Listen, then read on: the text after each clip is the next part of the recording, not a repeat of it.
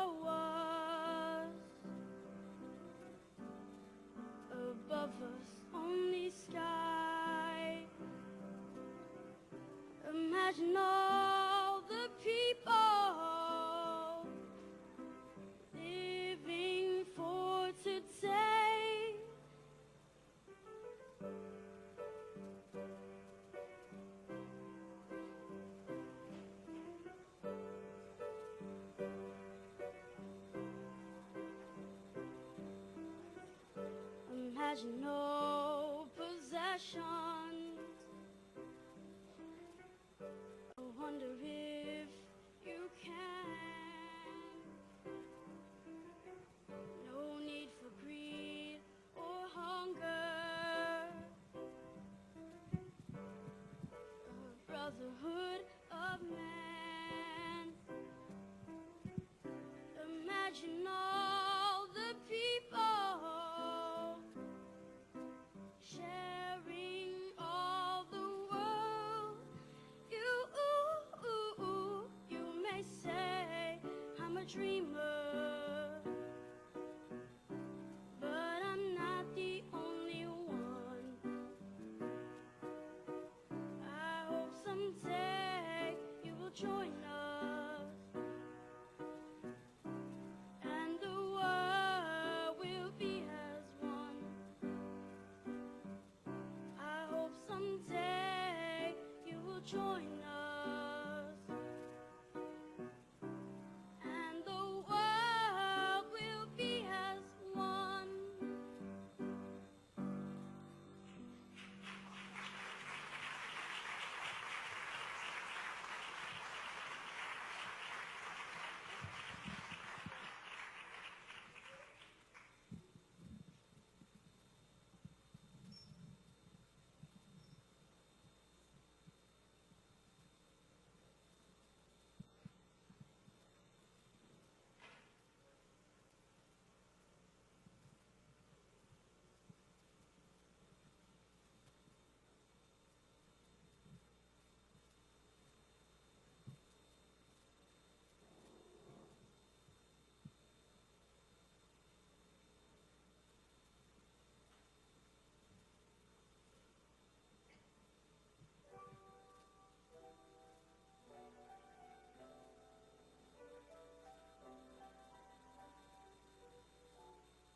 One light shines in the drive, one single sign that our house is alive.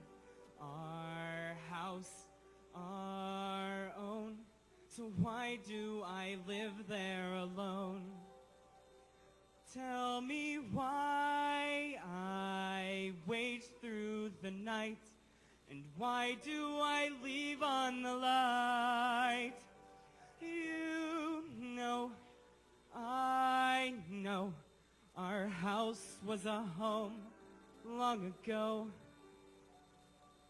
Take this chance, 'cause it may be our last to be free, to let go of the past and to try to be husband and wife, to let love never die, or to just live our life. Take my hand and let me take your heart, keep it far from what keeps us apart. Let us start with the light in the dark.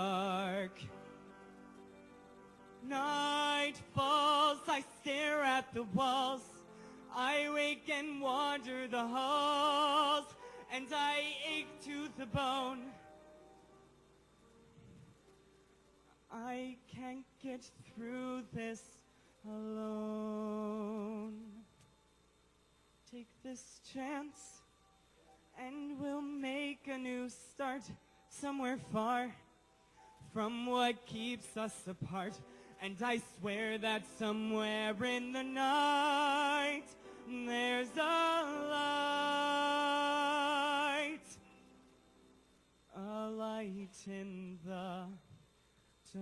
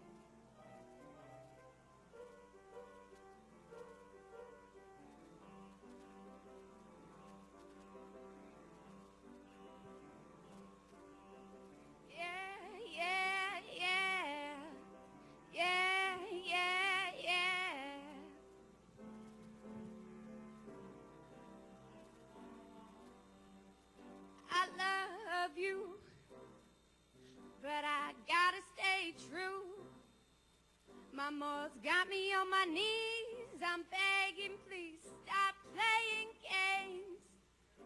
I don't know what this is, but it's got me good, just like I knew you would.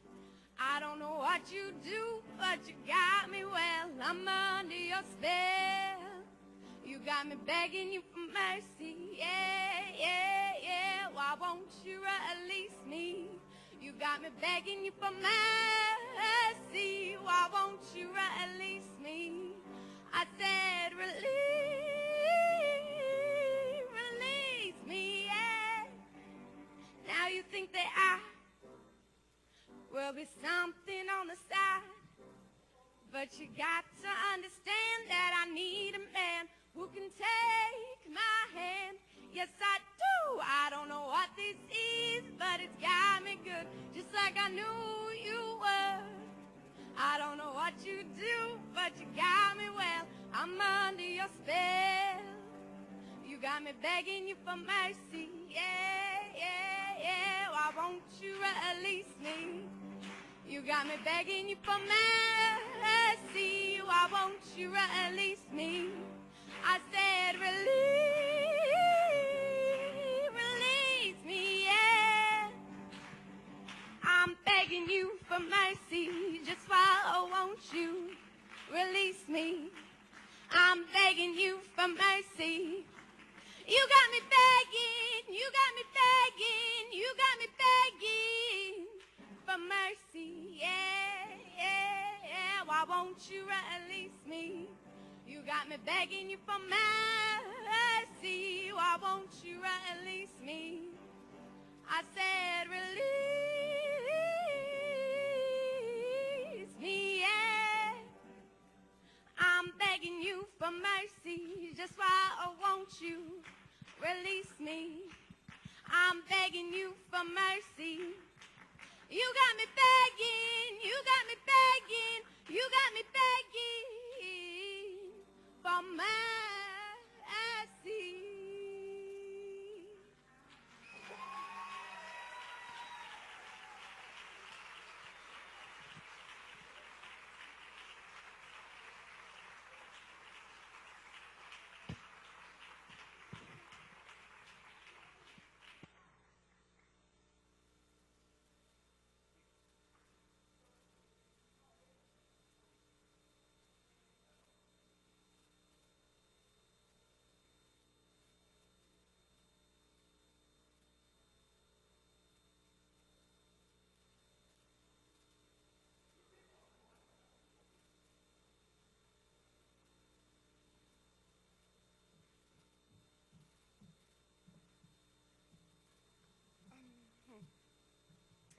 All right, now for the Pledge of Allegiance.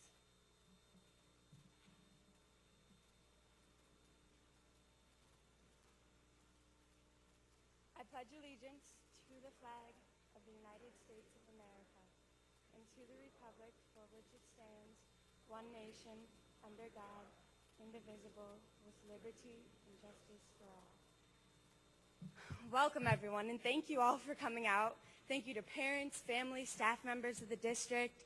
Thank you to administrators. Just thank you for coming out and supporting us and seeing what's going to happen in our district. Hello, my name is Sophie Gallivan, and I'm the president of Student Leadership Congress and the student representative to the Rochester Board of Education. I have the honor once again to speak to you and give insight to the student's perspective. Right now, as many of you know, there are so many conversations about education taking place on so many different levels. In Governor Cuomo's State of the State address, he said that he plans to take on the title of student lobbyist in New York State. I really can't think of a better place for him to start lobbying than in our urban district here in Rochester. Sometimes when adults are making decisions in the interest of students, they forget to invite students. So I guess you could call this the State of the Students address. In my role as student leader, I have always tried to focus on what is working and the positives in our district. But we all know that there are many issues that are not so positive. I believe there is a critical element when strategies and initiatives are being formed to address these issues. The missing piece is the student participation and input in the planning stage. And so, Governor Cuomo and district leaders, in this new year, I will be advocating for more students that reflect the makeup of our district to be given a real voice in the making of policies and the outcome of decisions made to improve our student achievement and school environment. My goal and purpose is to communicate to the biggest stakeholders, the students. We have to accept our own responsibility, and we should all be accountable for each other's success. We have the power to dictate the culture and learning environments in our school. We can push and motivate and question each other. We can learn so much from each other. Sure, we can help each other learn other academic subjects, but we can also learn things like persistence, dedication, compassion, and thoughtfulness from each other. For example, the persistence it takes to come to school every day, but when you do show up, you are accountable to seek the support that is needed for success. I would like students to challenge themselves and set our expectations high, to push for the A when you have the C, because the push for the A might get you the B and eventually even the A. We cannot do this alone. So we need to advocate for ourselves and each other. We have great teachers and administrators and a caring community surrounding us. It is up to us to utilize everyone around us to reach the goal for graduation. For those of you not familiar with Student Leadership Congress, or SLC, we are a resource. We are a diverse cross-section of Rochester City School District students from grades 6 to 12 who attend the many different schools in our district, and we are always open to new members. I would love for our governor to know what students have been able to accomplish, such as providing help with literacy and mentoring in some of the high-needs elementary schools, assisting in food pantries, toy drives, and city missions. We have also shot several public service announcements on diversity, truancy, and the consequences of skipping school, bullying, and we are in the works on a PSA, public service announcement, that will showcase the positives of attending the Rochester City Schools. One of the things I feel Student Leadership Congress has done is it has brought the classroom back to the administration at central office. I feel it is so important that our administrators keep in close contact with students, and they are, and have the opportunity to connect with both individual and groups of kids regularly. The students have arranged for administrators and board members to attend meetings so that they can inform us on the many changes, initiatives, and needs occurring in the district. Therefore, Governor Cuomo, I'm inviting you to Rochester to sit in with a group of 40 motivated students that are a part of Student Leadership Congress, an organization that I am the president of. So please come and listen to our ideas and know that there are many students willing to do the necessary work and support each other in order to have a meaningful improvement in our city school district. Thank you.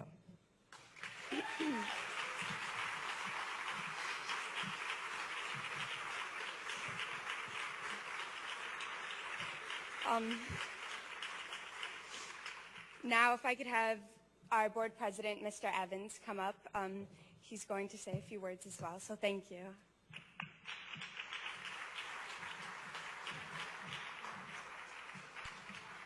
All right, we're done. We can go home now. Sophie said it all. Let's give our student rep, Sophie Gallivan, another round of applause. Also, just let me recognize the great student performers. I'm going to read their names out again, and let's give them another hearty round of applause. Caleb Chittapong, Dalton Cooper, Sophie Galvin, Iya Kim, Hannah Kruger, Asad Muhammad, Bailey Olian, Lily Suda, Martine Thomas in the Joseph C. Wilson Music Department. Give them another round of applause, please.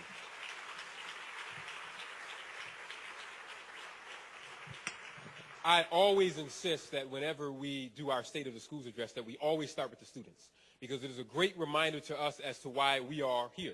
us on the Board of Education, we have our jobs because of students. If students weren't here in our schools, none of us would be here. So we are very grateful when we can see our students perform and highlight the positive things that they do in our community. So thank you, students. It's great to have all of you here. I want to just recognize some of our partners in government and community that are here. Our Board of Education members are here. Commissioner Cynthia Elliott is here down front. Commissioner Elliott? Yeah, sure. Commissioner Jose Cruz is here. Commissioner Cruz. Commissioner Mary Adams is here. Commissioner Adams. Commissioner Melissa Campos is in the back. Commissioner Campos. She's holding some future Wilson High graduates. And Commissioner Willa Powell is here. Commissioner Powell. And I believe Commissioner White is on his way. I want to thank our Deputy Mayor for being here. Deputy Mayor Reedon, thank you so much for coming, Deputy Mayor.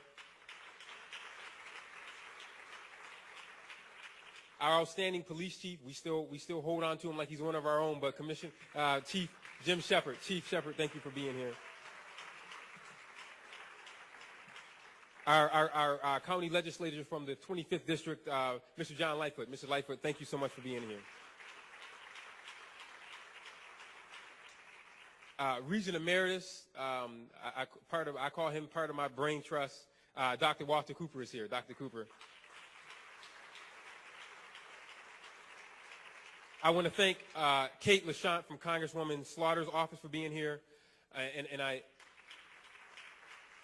also think I saw great partners with the Rochester City School District, Dr. Ann Kress and Dr. Peter Otero.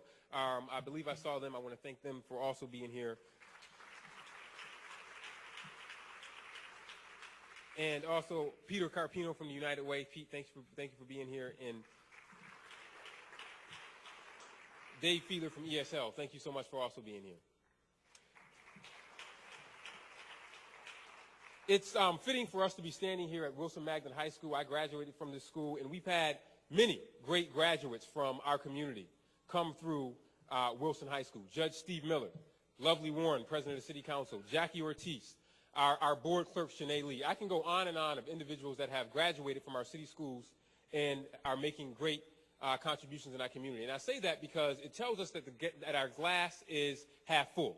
And it's important that we understand that with strong community support, our students can rise and continue to serve our community and be contributing members of society.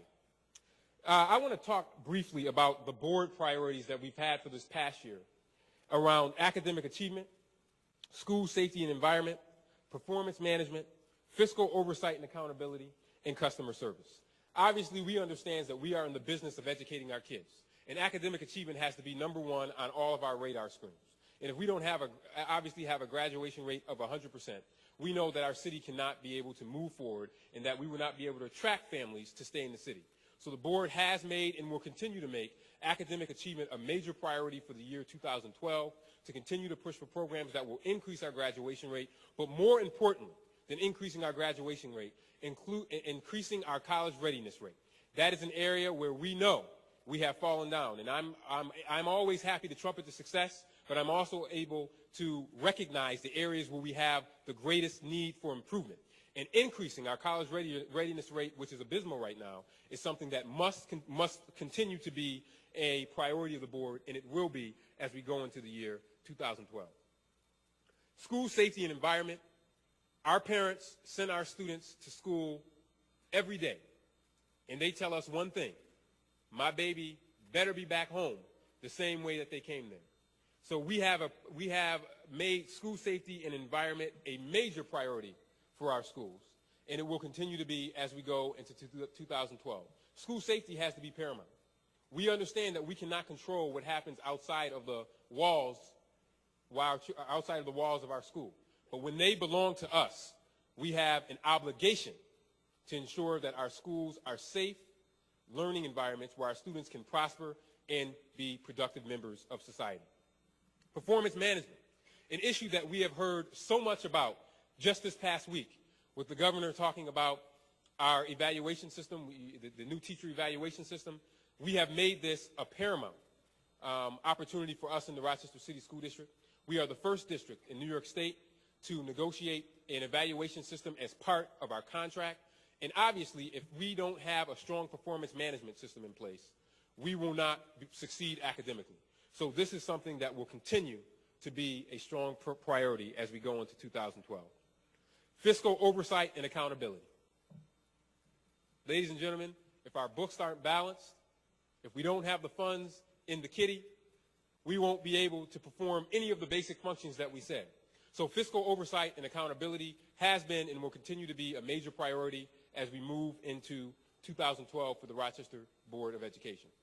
We have already started working on our budget for the 2012-2013 school year. I'm sure the superintendent will touch on this, but if you have not given your feedback, go to rcsdk12.org and talk about what it is you want to see in our upcoming budget.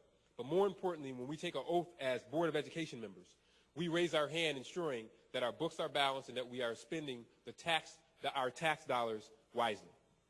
And lastly, customer service. Our customers are our parents and our students and our larger community. But we need to make sure that we have the basics down. That if a parent calls central office, that phone is picked up within 3 rings. That if someone calls a department in the Rochester City School District, that their calls are returned within 24 hours. That when someone goes to our placement office, that it is inviting and opening, and that they feel as though it's a place, that the district is a place where they want to be able to send their children. Customer service has to be and will continue to be a major priority in 2012 if we are going to retain families and at the same time improve student learning and student outcomes. Customer service has to be our top priority in 2012. We've also understood that in terms of our schools, we wanted to make sure that we had a menu of schools, that our students have options, that we wanted to be able to make sure that they will be able to have opportunities around science and technology, college preparation, vocational leadership, and enrichment and support. So I would urge all of you that are thinking about high schools to go visit some of our newer schools, such as the Integrated Arts and Technology High School, or the Vanguard Collegiate Academy, or the STEM High School, or also the Robert Brown High School in Construction and Design, where the students have built a house that will one day be on the market. So and I can go on and on about the culinary and hospitality program at East High School, the firefighters program at East High School, the Teaching and Learning Institute over at East High School. We have created a menu of choices for our students to choose from that will not only prepare them for college if they decide to do that, but also for the world of work if they choose to go to work directly after graduating from high school. Lastly, our promise to you. Our promise to you is that we will continue to work on recruiting and organizing parent and community support. None of us, we will be foolhardy if we think that we can accomplish our goals without connecting with the larger community. Develop parent and community leaders. We want to create demand parents. We want the Board of Education's lines to be lit up with not just complaints, but ideas on things that we can do to get better. We get better as a system when we have parents leaning on us, forcing us, telling us that they expect us to do our jobs. We want to continue to design effective forms of communications. The state of our schools is just one form and venue that we have for this, but we've also have our reach out events where we're opening up the doors to the larger community to come and see all of central office's departments and connect with the Board of Education to tell us what it is you would like to see in our schools, what we can do to improve. And lastly, identify and integrate community resources and services. I mentioned earlier some of our community partners that we rely on to help us do that, but this is not a one-shot deal in which the Rochester City School District can operate on an island and do this alone. We have to really make sure that we continue to collaborate and connect with the larger community to boost academic achievement so that way we can continue all of the things that I mentioned at the start of my comments and that were on the first slide. As we know, we are going through a transition. We have gone through a transition in leadership, and we are currently underway with our search for a permanent superintendent that we hope to have a permanent person named by before the end of the school year, and that process has been a robust process with a committee of 22 community leaders. So overall, ladies and gentlemen, the state of our schools, I believe, are strong, but it can get even stronger by having the support of individuals like you that are here and those of you that are at home watching on TV. So I want to thank all of you in the community for all the work that you have done to help us improve the Rochester City School District and the work that you will continue to do to help us become the best school district in the country. With that, I want to bring up my friend, our interim superintendent of schools, Dr. Bohan Vargas, who has been on the job for less than a year, but has been working at a breathtaking pace to help us reach the goals that I mentioned. So, Dr. Vargas.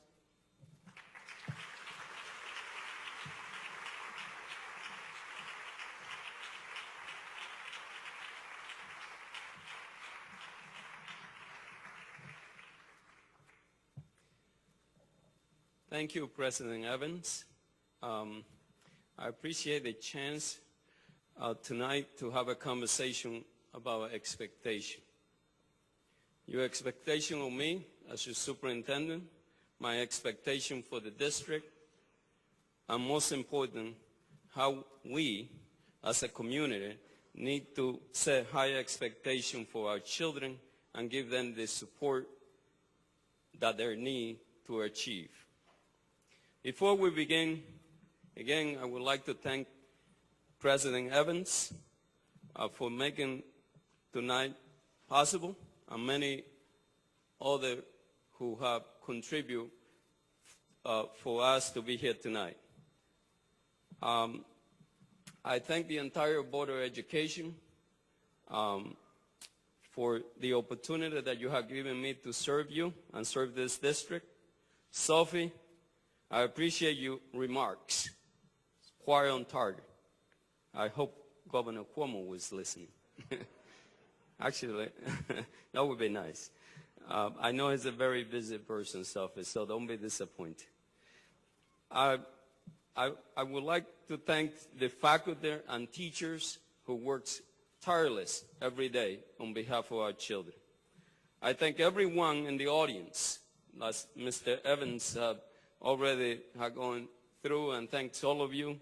So thank you for each one of you for being here tonight, and we hope we won't disappoint you. I know that tonight is Obama night, and I just warming up for him.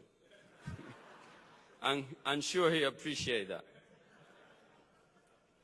So I would like to offer my special appreciation to teachers and staff members, from custodian to the support staff, to the nurses, to the administrator, to people in central office, to the bus driver, to all who work for this district, and each day get out in the morning to do our best for our children. Let me just recite this point, which I used when I began my conversation with the staff when this school year began. Life's greatest gift is the opportunity to throw oneself into a job that puts meaning and hope into the lives of other people. Seizing this opportunity is the surest way to put meaning and hope to one's own life. That summarizes my view.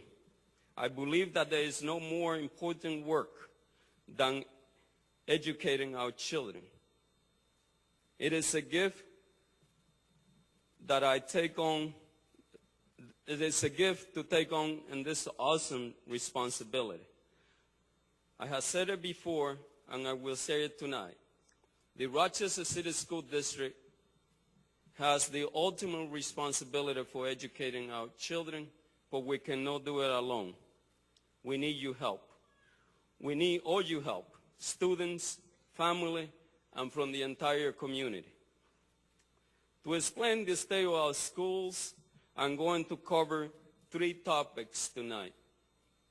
First, the priority I have set as your interim superintendent and how we intend to achieve them. Second, the role we all play in helping children to meet high expectations. Third, what our school and our children can achieve with support from all of us. It is important to remember that it is our children that bring us here tonight, as Sophie remind us, President Evans. They are our future, the future of our city. Actually, I would argue that this city cannot be successful unless the Rochester City School District becomes a successful district. And we are being successful in many ways, but we need much work to do. With that in mind, let me provide a profile of the children we are educating. There are over 32,500 students in the Rochester City School District. 64% of them are African American, 22% are Latino, and 11% are white. The other are Asian and from other backgrounds. About 1/5 of them have a special need. And in our school, or many of our children, they are representative of the world. Where they're at their home, over 90 languages are spoken. In this number, what we see is opportunity to celebrate diversity and create a vibrant school system, a vibrant community. Educating this diverse group is a major undertaking. The district provides more than 150,000 hours of instruction each day. We serve about 36,000 meals. The work is accomplished by 3,300 teachers and 2,200 support staff. I do not want to dwell on the slides, but we have a very big job to do.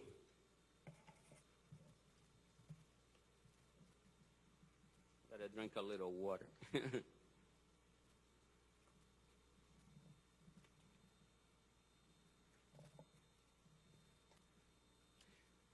When I became your interim superintendent about, I don't remember, over 7 months ago, at least 244 days to be precise.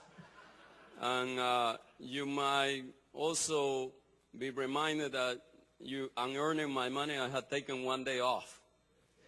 And when I say this is a big job, indeed it is. And people in central office will tell you, and in the classroom and everywhere, we're working very hard each day to make sure that we meet our challenge. So as a reminder, when I came in, we were big talk about the budget challenge. The talk was around the $75 million shortfall or gap that we were experiencing. Hundreds of layoffs were part of the discussion. Relation between different groups, there was some tension. I don't need to remind you. But as a result, I decided that it was imperative that my work and the work with the district would be around 3 areas. One, student achievement is the most important task before us. Second, better allocation of resources. And third, communication. We also must do better in involving parents and community. Our children need caring, responsible adults to watch over them 24 hours a day, 7 days a week. I will be clear about what we are not doing. We are not throwing out plans to redesign our portfolio school. We are phasing in new schools and phasing out low-performance schools, not replacing the Rochester curriculum, not rewriting the strategic plan. The district has 7 new strategic plans over the past 20 years. We cannot spend years discussing all of this, but our children cannot wait. All of us know what we need to be done. We just need to do it. Real educational reform is a matter of execution with input and support from the entire community. I call it implementation with fidelity. It is not your plan that will get you there, but how we implement what we say we need to do for our students and for the people who work in this district and for our community. Our first priority, student achievement. As you can see from the slides, these are the measures we assess. None of these results are acceptable to us. Less than a third of our young students are meeting state standards. Barely half of our high school students graduate in 4 years. And as President Evans said, the graduation readiness, the preparation of our students to enter college is dismal and it's unacceptable to us, and we will change it. I will not take you time to explain or apologize for these numbers. Poverty is increasing, standards are changing, and budgets are declining. These are simple hard facts, and we must deal with it. There are no excuses for lack of success for our students. Simple put, our students are not achieving their potential. We must help them to do better for the sake of our community and for the sake of their lives. We are taking many steps to improve student achievement. They are based on 3 driving factors of success: increase time on task, improve performance of school, and make central office more responsible, more accountable for student achievement. How do we improve time on task? Very simple. Right now, the school calendar is too short. Number 2, the school day is too short for too many of our students. Many of you know when you drive around our school that around 2 o'clock, 3 o'clock, many of our students are going home. I think we can do better than that. Not only we can, we will if we want to achieve the result that we need to achieve on behalf of our community and on behalf of our students.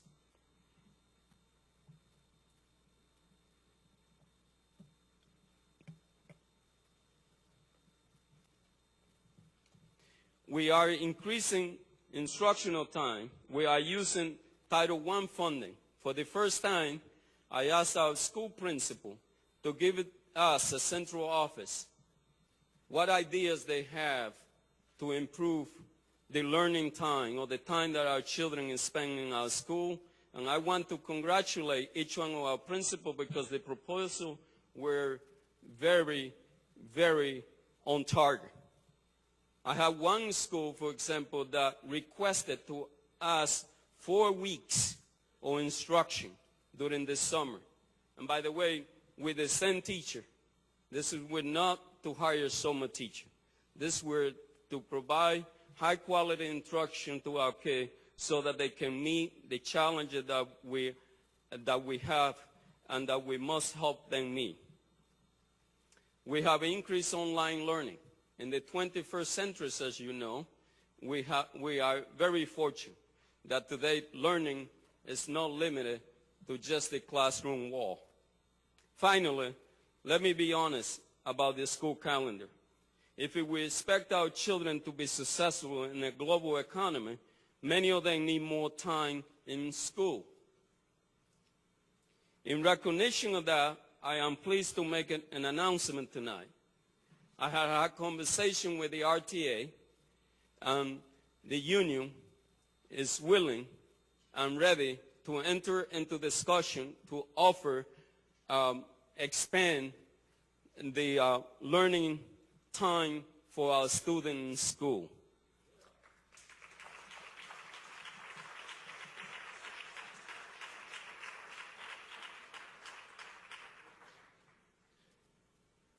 The RTA and the leadership and teachers recognize that you cannot do the job that we're asking them to do in 180 days.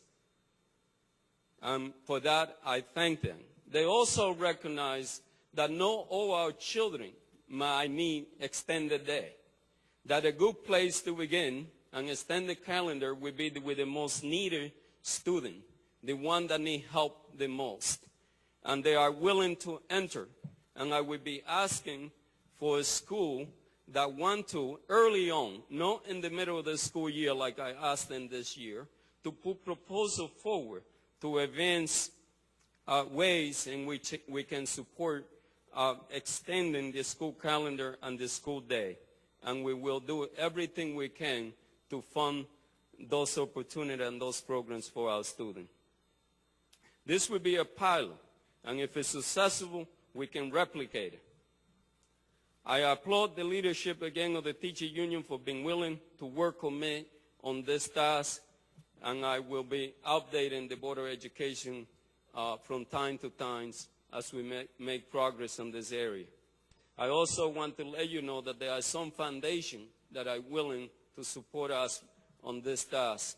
I've been in conversation with members from the Ford Foundation who I very much understand that if you take a child who come behind to school, who need a lot of support, that child might need more extra time and extra support and effort in the part of all of us than the child, for example, who come from a typical middle class family with more support than, let's say, the child who is not fortunate enough, for example, to be ready when they enter kindergarten for all kinds of reasons, which many of you are familiar.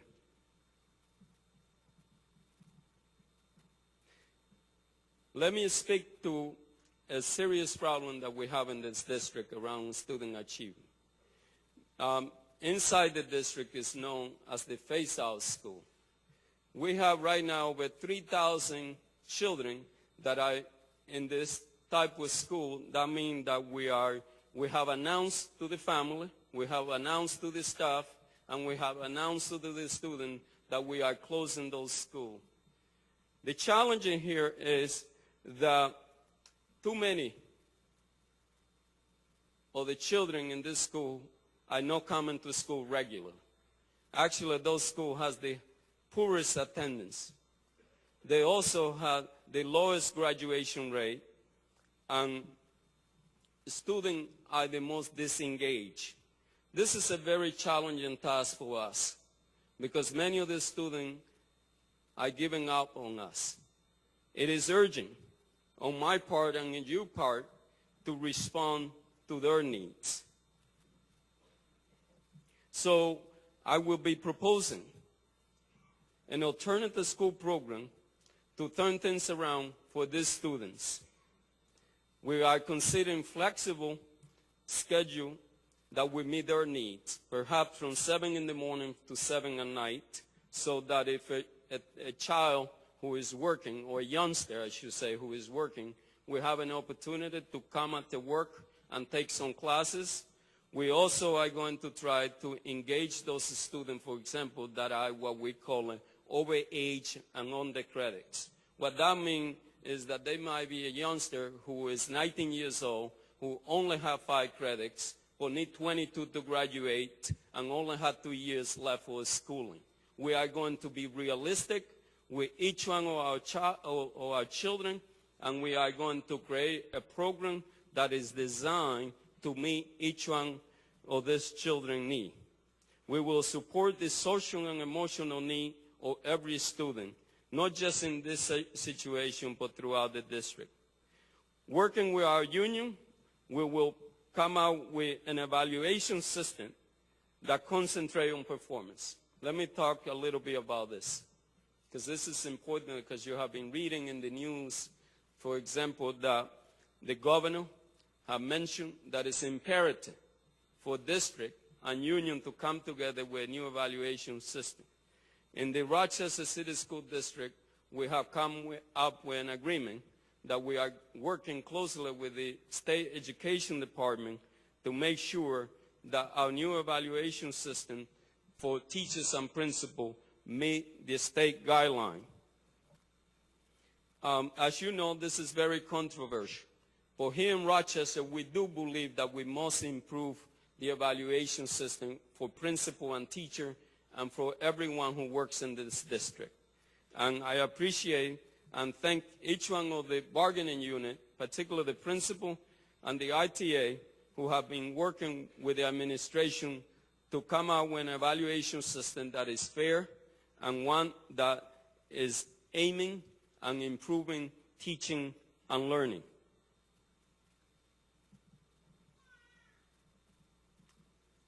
Let me talk for a few minutes about central office. I know that central office is an area where many of you in the community always talk about, particularly in budget time. It seems to me that during budget time people say, why don't you cut central office?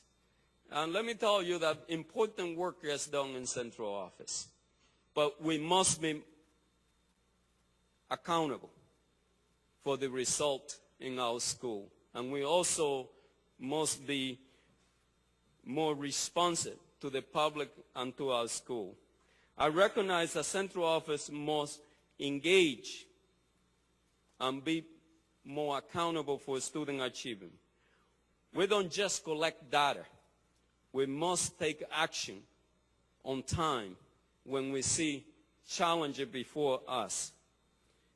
We are in the process of creating student improvement zone to engage the community and yet including students to make sure that when we see schools that need help, we don't wait for the state of New York or for the federal government to tell us. Actually, if we become a listening organization as we should be and ought to be, we will be able to listen to our students, our families, and teachers and others and respond to it. And as a central office, I tell you that we must and we will. Student achievement will be a metric of performance in evaluating central office and administrator, not just teacher.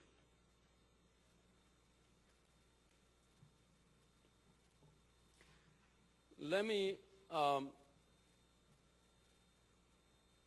talk to you for a few minutes about something that is familiar to you. As a member of this community, you know that for too long we talk about student failure, particularly the graduation rate. We talk about the children that drop out each year. We are not good as a district and as a community on prevention. We are good about talking about and discussing what these issues are, and also we do try to intervene, but sometimes the intervention comes too late.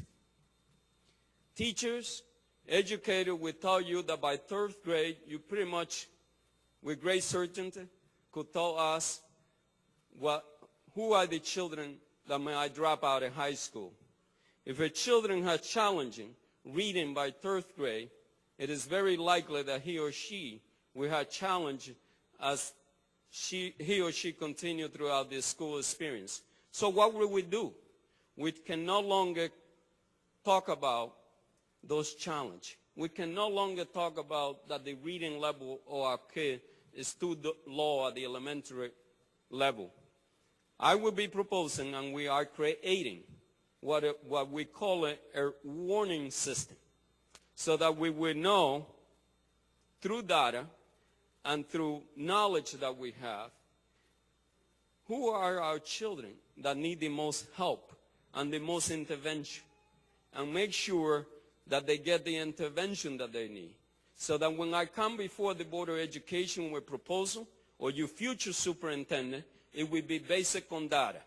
It won't be basic on just what we think is good for a kid, but what we know, basic on knowledge, what we need to accomplish, and what kind of targets and intervention we need. For example, Ann Kress, who is here tonight, she's leading an incredible effort to engage the community. And I thank you for asking me a very important question, because the president of Monroe Community College normally has a lot of things to do.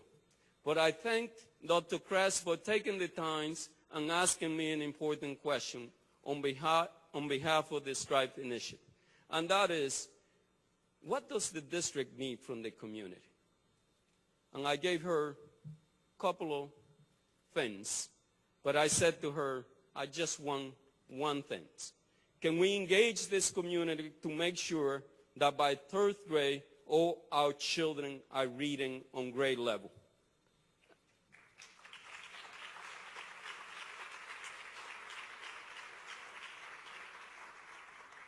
I appreciate the passion of Monroe Community College leadership and others. The United Way, community service organization like the Red Cross, ABC, Urban League, Ibero. There are too many to mention here tonight. But I could tell you that this community is blessed because many of you want to help. The challenge before us is how we are going to come together around few things that will make a difference for our children, our family, and our community. And again, the best example that I have here tonight to share with you is this fascinating question, one that I'm sure have been asked before, but I think it's an important one, and I ask each one in this community to concentrate on that task. I'm asking each one of us to pay attention to few things that we can do for our children. And I'll be asking of you tonight. Sometimes our children don't need as much as you might think they need. Yes, it would take effort on our part, but sometimes it's simple things like encouraging them to read and making sure that we know that we ask them what they need. So let me now turn to the second priority, which is the efficient allocation of resources. Now, this community is used to talk about budget. When I came in last May, a colleague of mine asked me, now that they gave you a job, what are you going to do? I said, well, upon looking at the problem, I'm going to submit my resignation. Because the problem was big.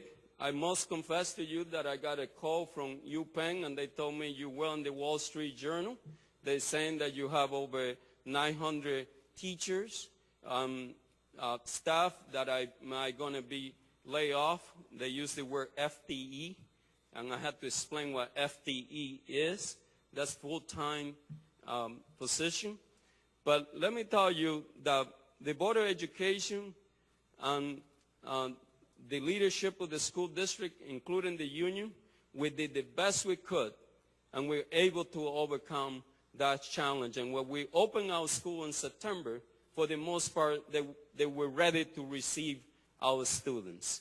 And we are on the way each day, doing the very best we can, even though during this budgetary challenge.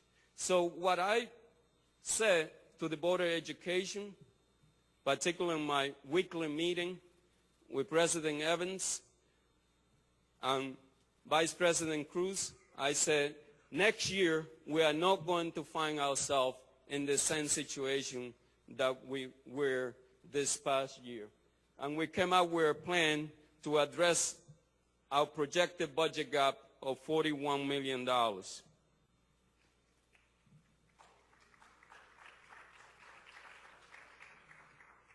So our plan included, we did put aside $20 million of our reserve fund. So magic, our gap was cut to 21. So we projected that we could get 10 million from the state. And I'm ready to report to you tonight that the governor proposed budget is around 10 million for us. So we are on track, and we are going to cut around $11 million through efficiency in our system. And so this is how we plan to close our gap. We are on our way there, and I promise to you that we are going to do everything we can to make sure that this problem is addressed. We are having major impact in our students and the people who work in our district.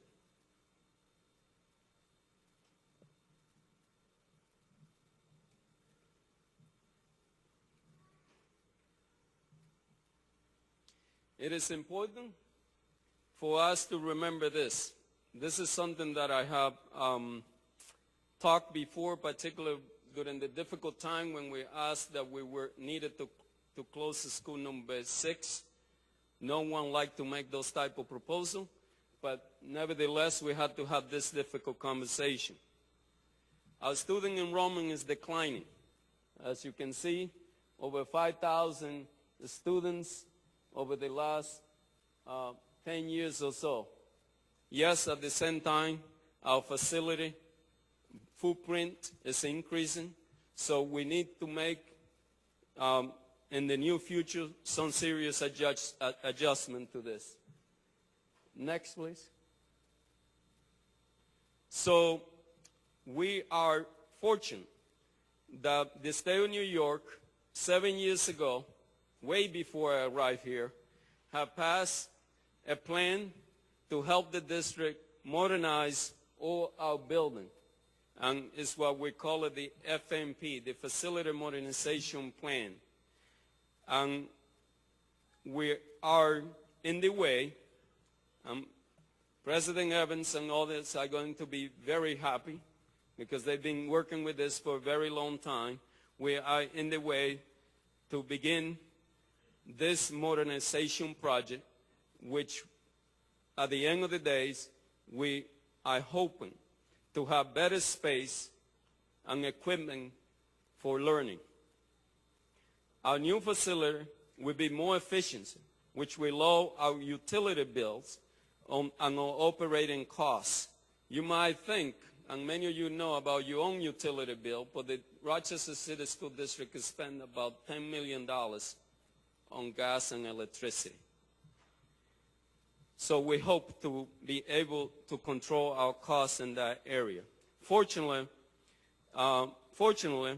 funds to make renovation have already been set aside by the state, as I mentioned to you. The Board of Education also have agreed to make sure that we spend around $39 million for the local share, which you have here a lot of conversation. But what is important for you to know is that we are looking and improving our facility at the same time that we are trying to meet our fiscal challenge. So you might ask yourself this question. If you have a significant budget gap and budget challenge, why are you spending so much money on facility? A very important question. But the answer is an important question, but it deserves an answer. The answer is, regardlessly of the fiscal situation, we're going to need facility for the 21st century to educate our students. We also know how the state formula works. It's not like the Board of Education had $300 million and can manage this money the way we want. The way it works is that the state have considered us to improve our facility, and they are willing to support us and are helping us in accomplishing that task. So instead of arguing around this project, we must focus our available resources on programs that directly serve students. Here's how we are doing it. We are freezing the growth in central office staff and eliminating some positions, deploying central office staff to SOC2. And it is very important because I believe central office must be close to the classroom in order for us to do the work that we need to do. I also want to thank the central office member for the attendance initiative, which I will talk to you in a few minutes. They have gone door to door looking for our students. And as a result, I believe that we can do our work better and we have better insight about our challenge. We are also taking our fiduciary responsibility seriously, as President Evans suggested to you.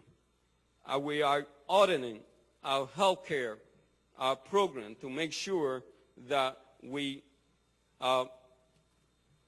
operate our healthcare programs in the most efficient way.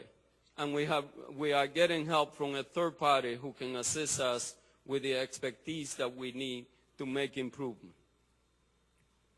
We are replacing, excuse me.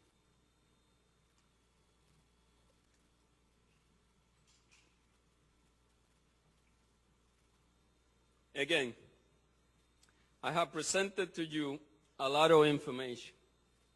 Let me summarize.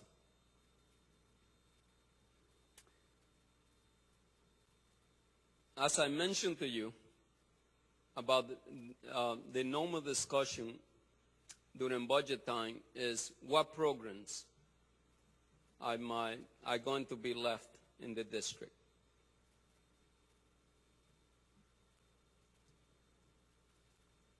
Families last year, Board of Education, when my first day in the job, through my email, I should say not my first day, when my email went into effect, I received over 300 emails in less than 24 hours.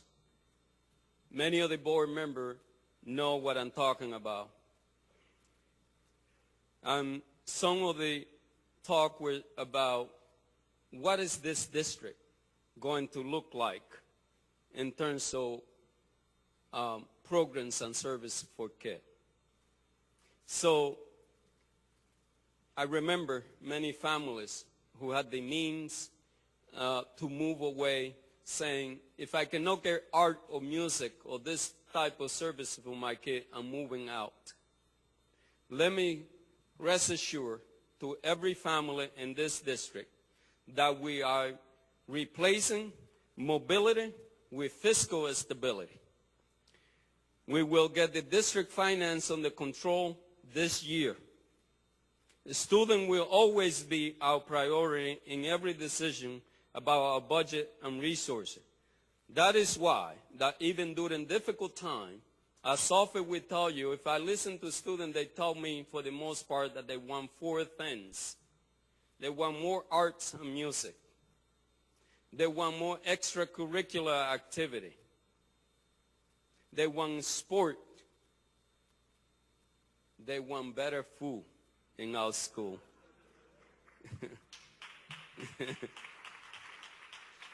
And in one conversation with a group of students, one kid with a soft voice said to me, I want more homework.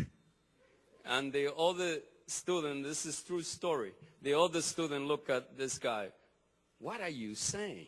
You want more homework? So needless to say, to the students' office, rest assured that when we pass this budget, when I presented this budget to the school board, the student priority will be present. I believe that the budget is a statement of our values and it's a statement of our priority. We are going to end the annual budget drama that will cause uncertainty for principal, for teacher, for family. And I want them to spend the summer time getting ready for the next school year, not wonder where they will be placed. I want family to know what classes their children are going to have. And yes, I want them to be reading with our kids during the summer, not worrying about the kind of programs that we are available for their children.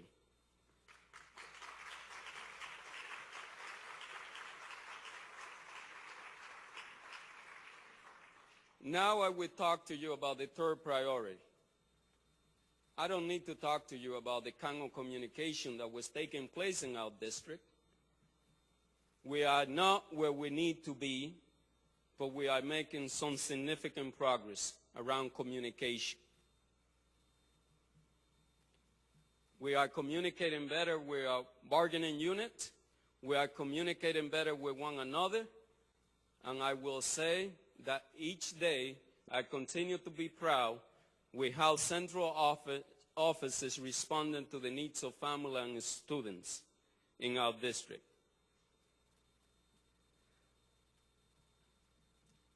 Some may ask, and they did, when I raised the question of communication, why are you raising communication as a top priority when you have so many issues? I say, but communication is not just about talking to one another. Communication is how we relate with one another. Communication is the key to what we do each day. And I say, I'm not talking about producing more newsletter. I'm not talking about more press release or press conferences. I'm talking about how can we make the entire district experience better for families, for students and employers who come to work daily, for the family who trust us daily with their children. What kind of experience do we give them? And I say, look, I would like to give the same experience that we experience when we go into Wegmans. Doesn't matter who you will ask a question, you always get a response immediately. Our district is moving to be like Wegmans for our families and also for our students and for the people who work with us. We have a long way to go, but we can do it. Interacting with the district should be easy. When you register your child, it should not be as difficult as it was last year. And actually, rest assured that we are going to make the experience of registering your children in the Rochester City School District much easier, much simpler, and much friendly. And we're going to act like we need you, which we do.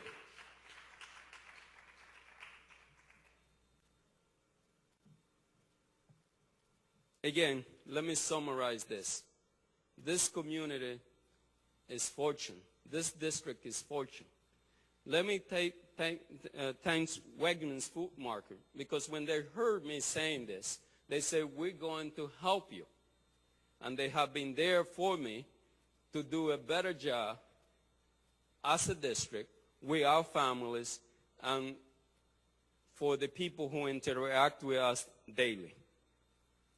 Improving family experiences start, and as I say, start with placement. Anyone will tell you that that's the first experience that our family have. Beginning this month, we are inviting family to drop their application in multiple locations. Last year, you only could drop it at one location, one which was difficult to find even the address. And when I arrived, I said, we must do better. And I want to thank the mayor for changing the address of that building. That is cooperation, my friend. It is not blaming one another. That is me sitting with City Hall and asking for help, and the mayor responding to my request. And I speak a little emotionally to this because I receive hundreds and hundreds of emails. And let me remind you that that's what I said, that a strategic plan will not take us where we need to do. What will take us there is us, common sense, working together each day to improve the lives of our students.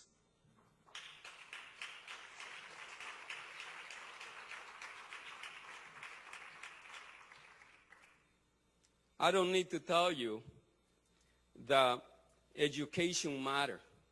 And I don't need to tell you that while we have facing so many challenges that our students do, that we also have a lot of control of what we can do for our family, our students.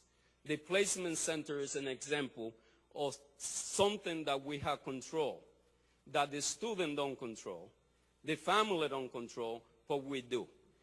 And it is my expectation and my hope that this district will turn itself around by focusing in what we can do daily to improve student achievement and also the experience of families. So, here we are tonight. And let me just mention to you all the steps that we are taking to improve communication.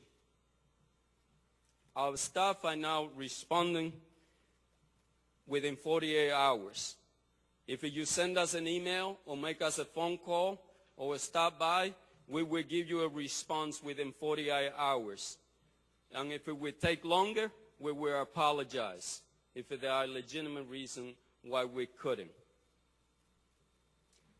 We are improving our Parents Connect, actually, and asking every social service agency and churches and others to make sure that families who have internet are signed up for the Parent Connect. And also to make your computer and your online services for parents to review the report card online if it's all possible. Finally, I'm working to be more accessible myself. As Sophie will tell you, I travel to many of our schools, I go around the community, and I also go to anywhere where I'm invited to talk about education. However, it is not the most important thing for the superintendent to do, to be visible. It is an important thing, but the most important thing is for a superintendent to get the district to connect with the community, for central office to connect with the community, for everyone who work for us to understand and appreciate that we must connect with our stakeholders. The goal is simple, to put out more information. It is to communicate clearly and honestly about district situation, what's going right, what needs to improve, and what we are doing about. Throughout this changing, interacting with the school system will become a more positive experience for employees, students, parents, and community. We will be communicating more openly. We will track student achievement more effectively, and we will make ourselves more accountable for results. The district is responsible for doing everything possible to help the students succeed. But our children cannot achieve their best without more help. Education of our children is everyone's job. We must surround them with support everywhere. The parents, grandparents, and other adults who look at our children at home are essential. You are educators, just as important as the teachers in your child's classroom. Let me talk for a minute about my passion, reading, and what I hope to become the passion of this community. It is my hope, just like we did this past holiday break, that we set an expectation for our children not to read just in school, but to understand that reading takes place at home, at school, in our library, and actually everywhere. When you're waiting for the school bus, that would be my dream, that one day when we look at the bus, when we take the bus, or we see children waiting for the bus, that they have a book with them. So, as you know, we started to promote reading during the school break, and we hope to continue this because I don't believe that we can do the job that we need to do, that we've been asking to do, unless we engage our students on reading, not just in school, but outside the school. I understand, and you do, that government must provide more funding, and that would be helpful. I understand, as you do, that we are fortunate with the collaboration that we can count in this community, as I mentioned, from colleges and universities. I understand, as you do, that we have a lot of agencies and churches and individuals who are willing to help. At the end of the day, we're going to have to be smarter to make sure that our children are engaged on reading and other positive activity in their neighborhood, in their recreation center, in their way to school, at the school, during school. I ask Last year, for example, to the Hillside Scholarship Program, Patty Mangieri, I asked, I want one thing only this summer. Make sure that every child in your program read a book this summer. And I'm asking every agency to make sure that it's part of the conversation with your students that you serve. I thank you for serving our students. I know that you're doing incredible work. At the end of the day, it is the education that we can give our children that we lift them up. It is the education that we can give them that we make this community the community that can be a great community. And when I say can be great, doesn't mean that we are not already great, but we can be better. We could be the community of choice, where people no longer will be questioning whether this is a great place to learn, but that will be unquestionable, that reading and learning will be contagious throughout the city. So let me report to you that as a result of the Rock Read initiative, over 6,000 students read this past winter break.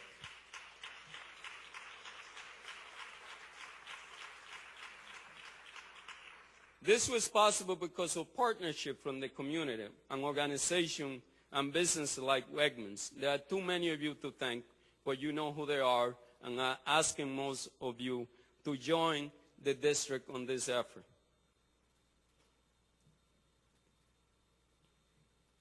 If only a few of the 6,000 students continue to read and read at the school and continue to be engaged, I do believe that that is success, because that's something that we can continue to build on. And we will continue to do whatever we can to make sure that we provide children with the support that they need to be good readers. And I believe that this community have all the resources that we need to do so. There are other ways in which we can help our students. Business can adopt the school, allow employees to volunteer, and offer internship during the summer for summer job. Our organization can do the same, perhaps helping school to put a play. Churches can sponsor reading club and talk to children about the importance of education. And actually, I'm asking every organization to make sure that our families read the report card of their children at least 4 times during this school year, and to intervene and ask for help when help is needed. I must thank the Democratic Chronicle for the emphasis that they have put on this. That actually you can go onto their webpage and see what our principal and teachers are asking, and see what kind of help you can lend to our school. You also could call us at 262-8133, and we will respond and tell you more or less what we need.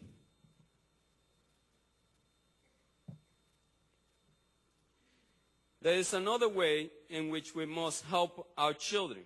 Everyone must set high expectations for our students' performance in school. High expectations, you might ask, what does that mean? This is very important. Our children will achieve accordingly to our expectation and the support that we give them.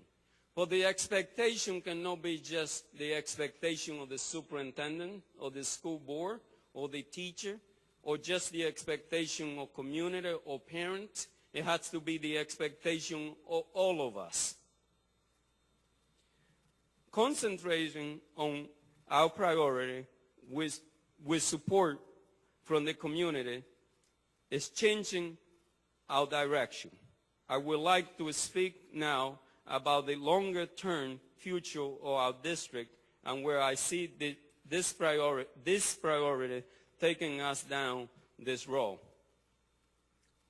If we work together, I believe we can have a district that makes our community proud. We can have a school that are more attractive than the street. Places where children feel excited to go and proud of what they can achieve. Every school can offer a modern facility with rich programs that includes art, music, and athletic for every child. That's why I believe, by the way, on the arts and the music. And even during difficult times, I think that we should make sure that our children have art and music and sport and all the programs to make sure that they are engaged. This is the best way to engage our children.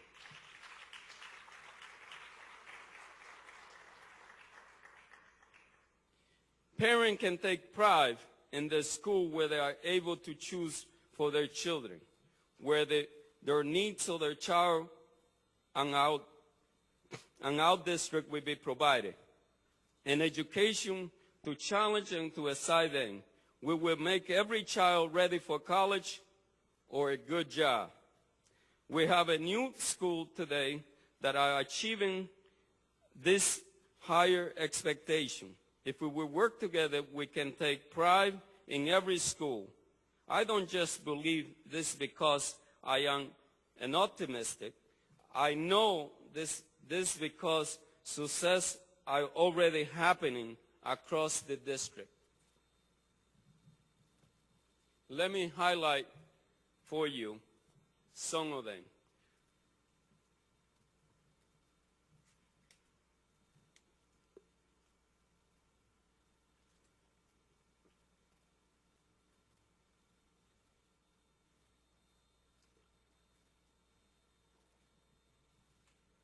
From the IB program, here at Wilson, Gabriel Trevino is exceeding high expectation. Gabriel is studying at Harvard University, which accepts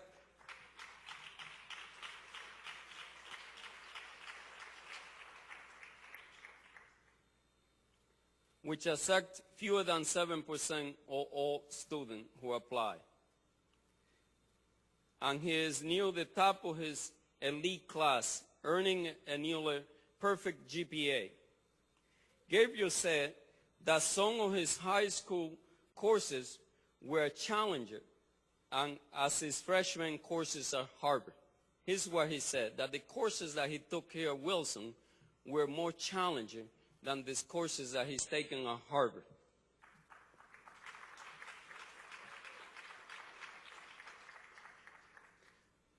At School 25 north of Goodman Street,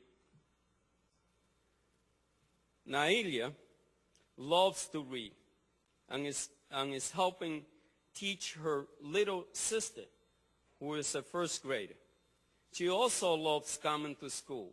It shows 99% attendance rate. Her mother and her teachers are proud of Nailia for her achievement of her state exams and for being an excellent student.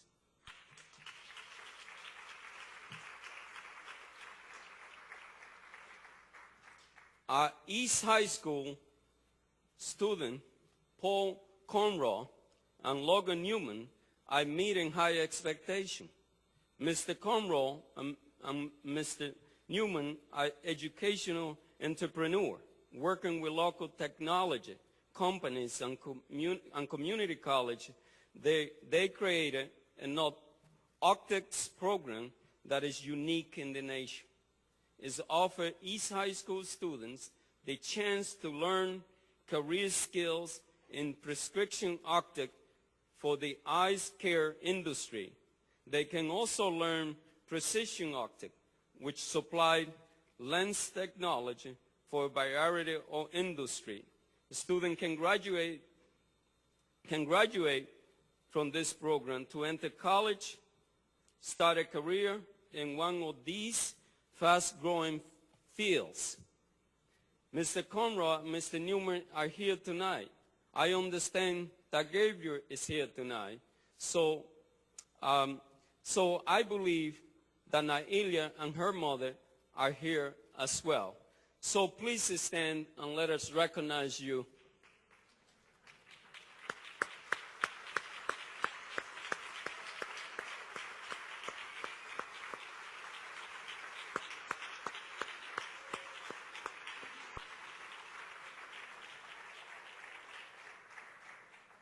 As I said earlier, there are thousands of success stories in our district. Our students are succeeding. However, as I said earlier, we also have many challenges ahead of you and many students that are not. And we will not rest until we improve the educational outcome for all students. As proud as we are of the students, and we are, and they will tell you that we have thousands and thousands of students that are successful in our district. There is no doubt that the Rochester City School District children can meet high expectations. Our challenge is to make every child education a success story. That won't be easy, and it won't happen overnight. But I believe that it will happen if we stay focused on our priorities and work together. I take inspiration from two other Rochester success stories who achieved against the odds. Frederick Douglass reminds us that our work is essential. It is far easier and better to build strong children than it is to repair broken adults. As Susan B. Anthony reminds us that there is enormous power in persistence. If we set high expectations and work tireless to achieve them, failure is impossible. Putting those quotes together, I will remind you tonight that success is imperative.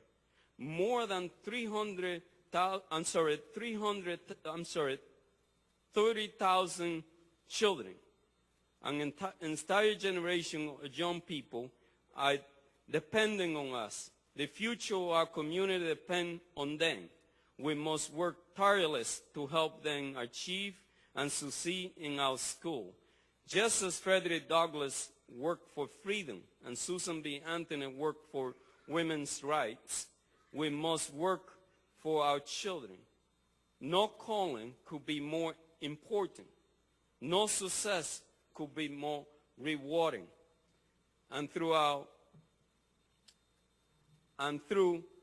our challenges are many. I can tell you tonight, the state of our school is full of promise. We have talented teachers and staff who are dedicated to our students.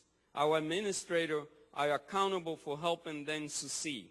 Many partners are joining us to create a community of high expectation. Together, we share the honors and the awesome responsibility of serving our wonderful group of young people. God bless the Rochester City School District, and thank you for being here tonight.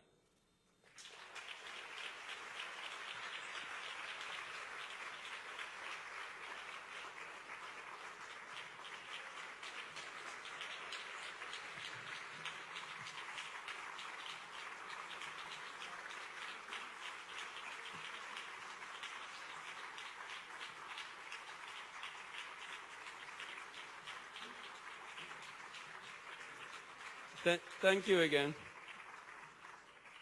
And now you will be able to listen to a better speaker at home, President Obama.